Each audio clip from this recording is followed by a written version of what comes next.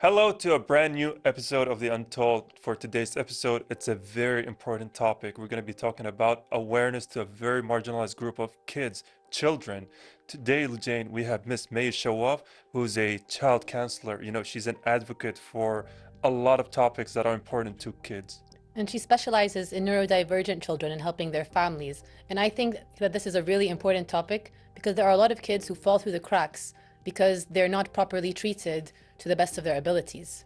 Yeah, and honestly, I think the thing about troubled children is that, these troubles were always here, right? It's just that before they're calling them, shaitan, maynoon, whatever the word is. But now we actually have the words to, diagnose them, to actually know what is wrong, to actually know there's a disease, sickness, or an impairment behind their attitude, right? It's not just easy labelings and whatever. So it's a great opportunity to sit down this episode and to talk deeper into this kind of issue.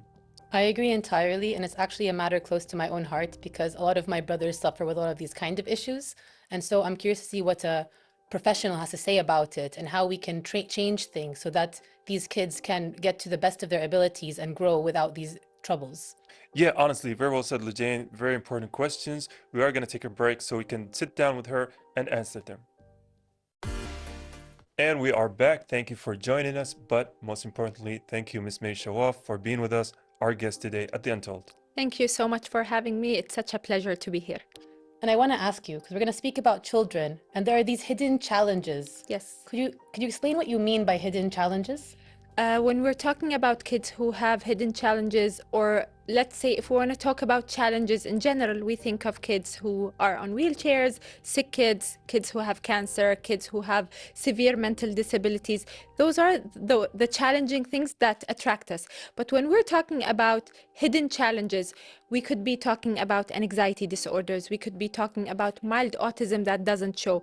We could be talking about sensory disorders, communication disorders, things that are happening internally with the child themselves. They're struggling with something, nobody else sees it. The child might seem like they're normal, they're capable, they can understand, they can achieve things, but yet they're struggling when they're trying to achieve those things.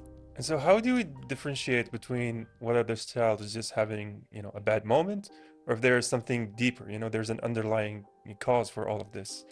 The main thing that we should look at, if the child is trying, really trying, but they're still struggling, there's something deeper we need to look into. Regular disabilities, regular challenges, they are happening every once in a while. You give direction, you give help, the child improves.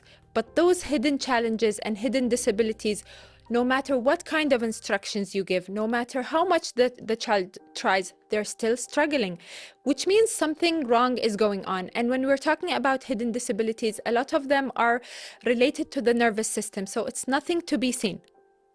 That does make a lot of sense. And actually, it makes me think of my youngest brother, who used to have a lot of struggle speaking at a very young age. Yes. He wouldn't speak, he would scream. And he would understand, but he would get so frustrated. And he would walk around on tiptoes a lot and slam doors in frustration instead of communicating. Sometimes kids use these anger moments to try to express themselves. There's something going on. I want to tell you something. I don't have the words, or I don't have the capability of bringing the words out. Even if I know how to speak, I'm so overwhelmed. It's taking over me. I don't know what to do. Oh, it does make a lot of sense because over time, when we saw that this issue wasn't getting better and he was getting really frustrated over more time, we took him somewhere we could get some help. And after a while, he learned how to speak properly. He stopped slamming doors. He just needed the correct help, the correct people to guide him in the right path. Yes. So that's something I think a lot of parents should look out for, and especially their younger children.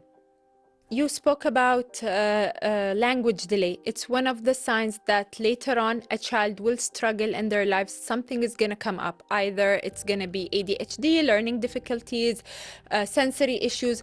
Language is one of the first signs we should pay attention to when we're catering for toddlers, because it gives us a hint we need to do something and do it now. Yeah, and I love how there's a lot of awareness now about these issues because, I would say previous years or maybe many years before all these causes, we're just going to be like saying, oh, طفل shaitan, just throwing labels on them. But Yes. now there's a lot of awareness. We actually know there are reasons behind all of these behaviors. Definitely. Because of the raised awareness, a lot of educators, a lot of people in the field, they know those things when they are helping kids, teaching kids. But some parents, they still don't know those labels. They still don't know what to do when something happens inside the home. We should always encourage parents to be involved, to be educated, to be intellectual and resourceful. When you see something, read about it, ask around, ask for help, so that whatever your child is struggling with could be avoided. You can give guidance, you can find the way of a path that leads you to something different that changes the whole life of your child. Kids with hidden disabilities, they struggle their entire academic years and maybe even later on in life. And this could be avoided once we acknowledge those kids, once we know those challenges, once we know how to advocate for them and help them. Well, you spoke a bit about how language is a very common challenge that a lot of these kids face. Yes. Could you let us know maybe what other hidden challenges are more common today as well? Attention and executive function disabilities, mild ADHD, mild autism, and mild intellectual delays could be also some of the hidden disabilities. When we're talking about communication disorders, when we're talking about social communication disorders, also not just communication itself, when we add the social part to it, sensory overload and sensory problems could be also a hidden disability. And anxiety is one of the main hidden disabilities with kids and adults also. And how do we know that all of these symptoms, can be treatable, but they're not just, a symptom of the today's world, right? The social media, the video games, the influence of, chasing that, dopamine rush, and Yes. children are so prone to all of that. So how do we know it's, there's something wrong in the children so we can treat it, or there's something wrong in the entire system that we can't treat? Yeah, we have to observe our environment. If we eliminate things from our environment, if I take away video games from my child, he's still anxious, there's something wrong. If I try here and there to change at least the small environment I'm living in at the home, something's still going on, the child is still struggling, there means something should be looking into further. If also the disabilities are present, not just at home, at school, in the afternoon camp, in the gathering, when the disability or the challenges shows in different places, different environments, it means something real is going on. It's not just a behavioral problem. It's not just something mild that's gonna go away. And we also have to pay attention that when kids are having those hidden disability struggles, when they're acting out, it's not intentional.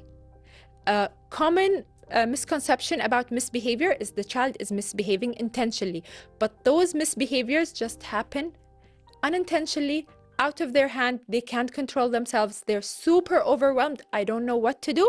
I either explode, I either step out, run away, or I either avoid and disassociate. That does make a lot of sense, and I can relate that to my younger brother again as well, because he would run away and he didn't want to advocate or deal with anything. Yes. And it would be seen as a behavioral issue. Yes. My parents would think more discipline is needed, but that actually made things worse instead of better. Yes. When kids are struggling with hidden disabilities, when they're struggling with their nervous system, when they're anxious, and you punish them for that, it makes things worse because low self-esteem happens, communication and social problems happens, they hate their peers, they start comparing themselves to their siblings, they start hating themselves, hating the way they behave. They try as much as possible to make you like them. And sometimes the outcome is not nice. I want you to like me, so I'll become the class clown. I want you to like me. I'm going to make a fuss in the classroom to show off. I want the teacher to like me. I want my parents to like me. And they're trying, but not in the right way because they don't know what to do. And so what usual, daily struggles that all these kids have, the challenges that they're facing? One of the main challenges they're facing is something related to executive function. How do I organize my day? How do I organize my time? Those kids start facing challenges from the moment they wake up. I don't know how to get dressed. Not in the exact sense of I don't know how to get dressed, but I don't know how to put my pants first or my shirt first. I don't know how to get dressed on time. My parents are yelling at me waiting in the car. I don't know, should I brush my teeth first or eat breakfast first? A lot of things and a lot of decisions, and they struggle with it because when we're talking about executive function, the brain is the manager and the executive function is the secretary of this manager. So executive function is the one that's going to tell you, I'm going to do this now, I'm going to do this later, I should do this first, I can arrange my time, I have enough time, I know what to say when people are talking to me. This is all related to executive function. So the main issue when it comes to executive function, and if there's a weakness in it, it's going to affect my day-to-day life. This child is struggling the moment they woke up, then they go to school. They're already stressed, they're already overwhelmed, they already reached their limit and capacity. Then some peers come and bully them or talks to them, or a teacher comes and snaps at them or says a small ugly comment. The nervous system is overloaded, they're gonna snap, they're gonna misbehave, they're gonna start showing off signs that they cannot tolerate. But it's not because they don't know what to do, it's because I'm fed up. That's so understandable, and it does make a lot of sense. And we were talking about how some kids will act out or do different things to avoid being criticized. But what ways do children hide when they don't want to be judged or disciplined in these situations? We spoke a lot about kids who are acting out because they don't want to be judged, but they don't know what to do. There's the extreme opposite, where kids will try to avoid contact, avoid eye contact, avoid communication, stay quiet, stay silent, don't notice me, don't see me, don't know that I exist. And they think that by doing this, they're gonna go on with their day without being noticed, without people noticing that they're struggling. And also, you've taken the time to bring awareness to something I think is going to be a revelation for a lot of people, me included, something called corridor kids. Yes. Like, can you talk us through that? What is that? When we're talking about corridor kids, let's imagine the educational system. The educational system caters to first regular kids in the mainstream schools, mainstream classroom. Then we have the special education. Special education caters to kids who have disabilities, who have severe challenges. Okay, I have a child who's in between, in the gray area, in the gray zone. He's not entirely fitting in the mainstream, but he is way beyond superior than the kids who are in the special education classrooms. He knows better, he has educational skills, and he can achieve more than they can. So he's put in there, we're underestimating his abilities, but then when we're putting him in the regular classroom, he's struggling. So the term comes the corridor kids, because those kids who are struggling in mainstream classrooms are always kicked out of the classroom, to the hallway, to the corridor, to the detention, to the principal. The term came as in those kids are struggling to fit in, and we found them to be fitting in the corridors. So where can they go then if they're not put in special education? What's the solution, I guess? The main struggle here is we don't have a system that caters to those kids. We should try to have the mainstream classrooms to be accommodating, helpful, to accommodate those kids, because all they need is sometimes extra time, extra attention, one-on-one support. They need little adjustments to their curriculum. They need someone to understand their emotional overwhelm, because some of them, they can achieve academically, they're just struggling socially. So if we have someone to understand the social aspect of those kids, they might be able to achieve lots of things. So if we just do small amendments to the learning system, to the regular classrooms, so that those kids can be catered for, they can be welcome, they can be happy while they're in this environment. It's not just that we're looking for inclusion. Inclusion already exists, but it doesn't exist in a way that it caters for those kids who are fully challenged. Yeah, and I think this brings a great point, about offering the space for children and tailor towards their needs and their talents, their own specialization, instead of having a broad generalization for all students. With that being said, we are going to go on a very quick break. We'll come right back after this one. And we're back. Thank you for joining us. And we were talking about corridor kids, who are these kids who are in between, those two worlds where they need a little bit of push. And it reminds me of a movie that was based on a book that was based on a true story, which is about, it's called The Man Who Knew Infinity. It was this, you know, a genius mathematician kid from India who, because he didn't have interest in so many subjects, he failed all of his classes. Yes. So his teachers called him, you know, it's a failure. And then he dropped out of school. But then he wrote letters to British university, you know, professors about mathematical theories, and they were something nobody discovered before. Yes. So he was so, you know, his genius was beyond anything that can comprehend.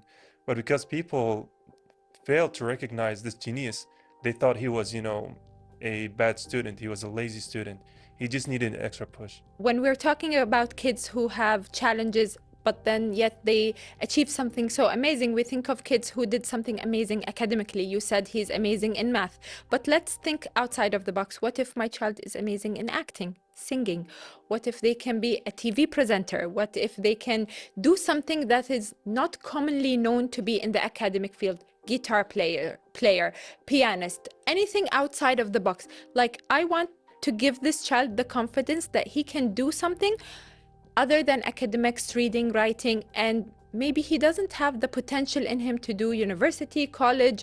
So why do I put him down and show him that the world doesn't mean anything because you didn't have a degree? The world still means something if you know what you want, if you have something you're amazing in. And it's our job as parents, educators, to advocate for those kids and for whatever they're amazing at.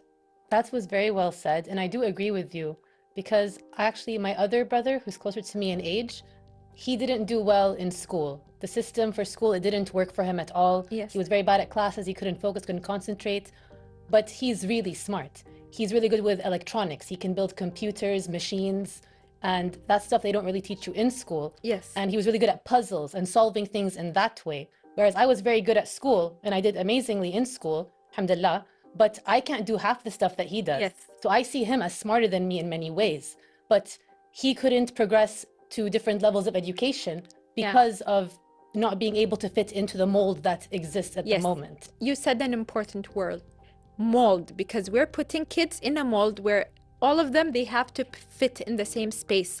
They all should know the same talents, the same skills, but some kids don't develop or mature the same way as others. They look mature enough, they talk as if they're mature, but there's something in them that didn't mature yet. They just need the extra time, they just need the extra effort, they just need a different place so that they can mature properly. So I think, you know, the next question that begs itself is that for a lot of people, they're going to be wondering, like, if these students are not, you know, mentally impaired or need a lot of special attentions, like, why can't they function by themselves with the first group who don't require a lot of push? Like, why is there a need for a little bit of push? Because having a nervous system disability doesn't protect you from being anxious and overwhelmed and not knowing what to do. Those issues happen and they interfere with you being able to learn academically. You're so focused on your stress that you can't focus in class.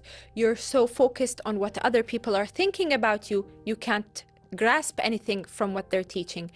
You're so overwhelmed, you're bullying other students here and there, you're wasting your time and not being able to learn.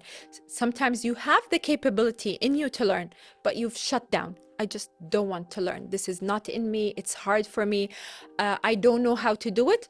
So end of discussion, I'm not gonna learn anything. We see this a lot with kids who have ADHD. They've been struggling for so long, teachers hated them for so long. End of discussion. I don't want to go to school. I don't want to study. Everyone says I'm the troublemaker. Why should I even put effort?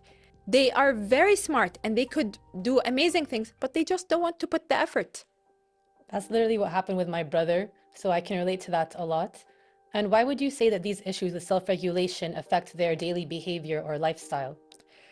Most of the things we do in our day-to-day life, they require us to have emotional regulation. I'm waking up, I'm happy, I'm in the road, people are attacking me, cars are coming here and there. What do? My sense of maturity and emotional regulation stops me from getting out of my car and slapping people here and there or doing something crazy. Because I have the emotional regulation, I can control myself. But imagine those kids, they're a full speed car and they don't have the filter that stops them. They don't have something that tells them it's time to stop now, or they don't know how to target their anger into something productive, or they don't know how to voice it in an appropriate manner. I'm angry now, I don't know what to do, I need help. Most of the emotional regulation issues are happening internally, and if the kids don't know what emotional regulation is and what they're struggling with and what their nervous system is going through, they're not going to know that they need help in the first place. Yeah, and also I forgot what was the title of it. I was reading an article that says that, our interpretation or our, definition of intelligence now should be more open, more broad, because, and they were talking specifically examples of car mechanics. So they brought car mechanics who immediately, as soon as they see a car engine, it's like, it's a different language, right? It's something they understand. They know the ins and outs. They can fix a car in 2 Yes. seconds. And then they brought, someone who has a PhD, and they put him in front of the car and they asked him, can you do the same? And then even if they gave him enough time to study the car, they wouldn't be able to, comprehend the level of intelligence the mechanic had with the car. Yes. So that article was saying that, the subjects we, put into labeling intelligence in schools is not the all and be all, right? Yes. There are a lot of different areas that people can be intelligent at that are not necessarily mathematics or, grammar or something. And I think that's where a lot of students suffer. When we're talking about kids who have struggles in school, most of the time we're looking at their capabilities. What are they capable of doing academically? We're not looking at capabilities outside of the school zone, outside of the academic skills. There are lots of life skills those kids need. And the other thing is we're forgetting to see the capacity. Sometimes I have the capability in me to study and learn, but I don't have the capacity or the bandwidth or the resilience to go through a whole school day sitting down, listening to the sounds around me, the lights on top of me. This could be very disruptive to a sensitive nervous system. So that's why we're acting out, and then we're forced to be called the corridor kids. And speaking of the corridor kids, I think all of the time they step out of their own volition, or they need a moment or a space. Why is that? Some kids know that it's getting overwhelming for me now. I just need to step out. If they had the ability to ask permission to step out, if it was allowed for kids to step out for a moment and come back, they know that this is my resource. But because it's not allowed, what do? I need to be out of here now. So they're running away from classrooms and stepping out on their own, which is considered misbehaving. If teachers and educators knew the importance of giving kids space, time to step out, recharge, wash their face and come back, eat a small snack, jump up and down, go run through the school and come back, to refresh my system, to regulate my system, to have the balance I need and come back, this would be a very easy mission. Like I would see a child struggling or bullying their peers, just step out of the classroom, take a moment and come back. You'd see this child coming back more regulated, more able to focus and obey the rules. Let's just be more linear when it comes to the rules and regulations in school. Nothing has to be so strict. We can overloop, we can jump here and there with the rules to do something in the system that targets the students. Because what's the main purpose of the education system? We want kids to learn. No matter what the way is, whether it's the formal way, the informal way, as long as they're learning, that's the target. And so how do we go about, lessening this kind of, struggles that children have? Does it start from the parents? Does it start from schools? Does it start from the teachers? Like, how do we go about, fixing these kind of issues? It's a collaboration. If parents know their kids are struggling at home, they should collaborate with the school and let the school know that there are struggles happening at home. We want to know if those struggles are happening in school. Yes, they're happening in school. Let's put an action plan. What should we do for these kids? Teachers involved, psychologists, social workers, head of the school, principals, administrators are also involved, because when those kids are misbehaving, it's not just the teacher that's in charge, it's the whole administration that's involved in punishing and putting this child into consequences. So if they know what the child is struggling from, they're going to know how to cater to those needs. The other thing is, asking for help. Parents who struggle with their kids, don't be ashamed of asking for help. Go to a professional, ask what to do, ask for advice, put a plan. The last thing is, this child should know what they're going through. Most parents don't share the diagnosis of their kids with their kids, even if it's something severe. But the child knows they're different. They know there's something going on. Why not share it with them and teach them how to advocate for themselves, how to help themselves regulate, how to find ways to be productive, to be useful. Even if something is very hard for them, they know how to voice out that this is hard for me, I'm going to do this instead. A lot of the things that are happening for the kids, because they don't know what's going on, if they are part of the process, of the healing process, we're going to have a successful journey. It's funny that you said that, actually, because I think a lot of kids are more aware of when other kids have problems that are not behavioral, whereas adults can often overlook these kind of things. But I think a lot of kids, especially even bullies, for instance, I think there was a joke going around that a bully will know when a kid is autistic before an adult will even realize it. And it's kind of a silly way to put it, but it is kind of true, because as a kid, I think you become more aware of the nuances of childhood and when someone behaves in different ways versus just trying to act out or play jokes. But why do you think it's more of a struggle for adults to realize these things, especially if it's their own children? Because as adults, especially if we were regular adults and we took life through the regular stream, we grew up, now we are looking at things the proper way. Kids should go to school, they should study, do their homework, they should obey their parents, they should be well behaved, they should act 1, 2, 3. This is the norm. And society is putting a lot of pressure on us as adults. Our kids should be behaving certain ways. Society is putting pressure on teachers. They should be able to control their classrooms. Their students should be looking certain ways. So those outside pressures also interfere with the way of how we see kids, how we tackle things when they are kid-related, how we interfere and how we judge those kids. Our judgment is misguided. And speaking of misguided judgment, a lot of these kids, like you say, they could be, vulnerable to being judged. Or if we're trying to bring awareness to them, we're trying to say these kids need special kind of help, it could put them in a very jeopardized way. So I do want to thank you for taking the platform today, sitting down with us and bringing awareness to, I would say, a marginalized group of people. So honestly, thank you. Thank you so much.